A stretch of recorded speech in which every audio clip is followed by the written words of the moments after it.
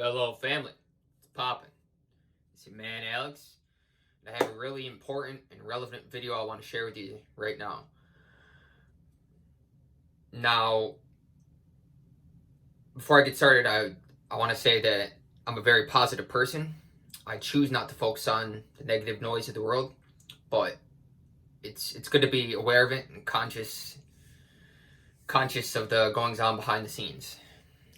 I said that to say that, unfortunately, at least in the Western world, and I know in many other parts of the world, a lot of us have been subjected to disempowering programming, fear-based programming, since we were young ones. Our sponge-like minds absorbing this information that was programming us to live and be and vibrate at a certain rate in a certain way. A lot of people indulge in the kind of thinking that allows them to blame past happenings and circumstances for where they're at now.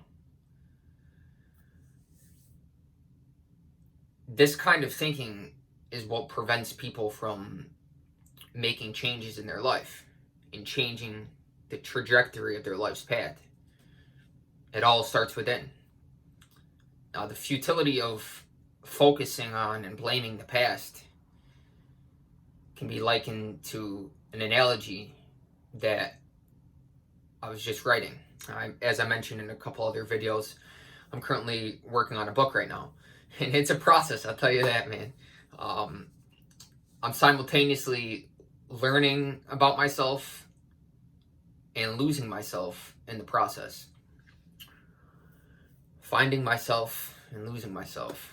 I'm losing myself because there are moments where I attain that flow state of being where words are pouring out of me. They're effortlessly expressing through me. And without me even trying. I'm typing so fast that it's just happening. There's no separate doer from the action. It's doing itself. It's like some source intelligence within me is operating through me. And those are the joyous moments. It's part of the fun of the journeys. The surprises just show up on the journey. And then you look back. I was just reading what I wrote, and I was surprised. I was like, wow, look at all this good information. Where did this come from? It's not something that I'd thought about beforehand. So those states of being where action and awareness are one. It's a synonymous process. There's no separate doer. That can be called the flow state or an autotelic state of being. And those are the gems that show up along the journey. That was me describing me losing myself in the process. Now, me finding myself in the process is overcoming internal resistance. There are times that I force myself to sit down and write because I know it's what I need to do to get the result that I desire. And I know that the more I do that, the more the brain's going to adapt and adjust in a way that I'm able to experience flow state more and more so. But that uncomfortable transition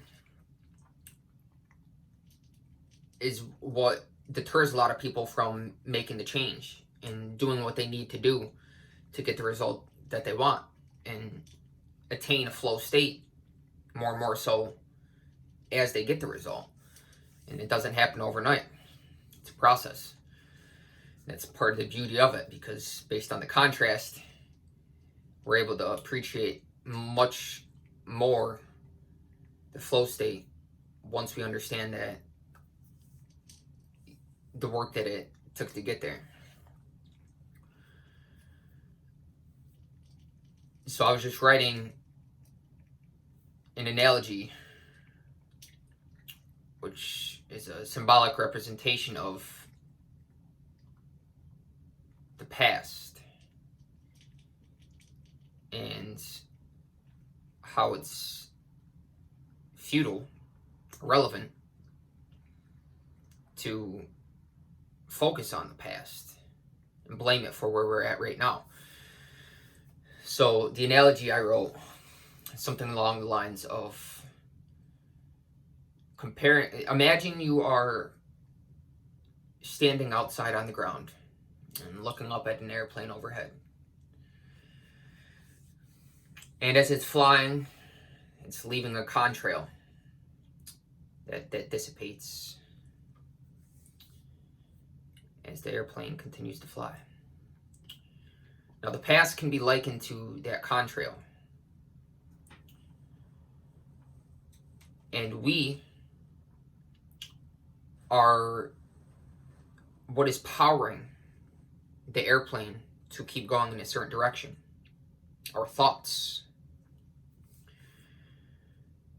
Now, the vital question to ask is, can the contrail make the airplane keep going in the same direction?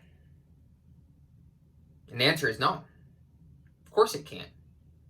Because the power is in the present moment now. What we are thinking about now is the seed of change. If that's what we desire. If we desire something different in our lives, to experience something, a higher ideal, or attain a certain result, or go someplace that we know requires a change. And that seed of change is in the moment now. But so long as we're focusing on the contrail and blaming it for where we're at right now, we're not going to be able to change because we're not living in the moment. We don't realize that our thinking and focusing on the contrail is only perpetuating that to keep going in the same direction. And that can be like let's substitute the airplane for a car and say we're driving in a car. And purgatory literally means being stuck. So it's like somebody who just keeps driving down the same straightaway highway all their lives long, never making any turns, never changing the direction, just keeps the same repetitive thing day in and day out, and doesn't have a willingness or desire to change or want to better themselves. And maybe it's not even lack of willingness. Maybe it's simply an unconsciousness, an unawareness of the fact that they can be captains of their fate, masters of their destiny. And it all starts in the present moment now. And the ability to be conscious that our thoughts are powerful. And if we look around us right now, everything that is around me is the product of a thought that I've had. Our thoughts literally, our imagination creates our reality and shapes our environment.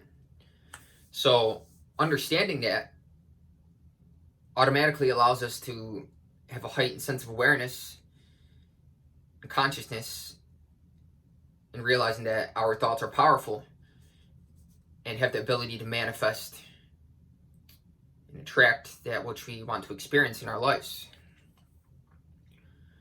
But so long as we're focusing on the contrail,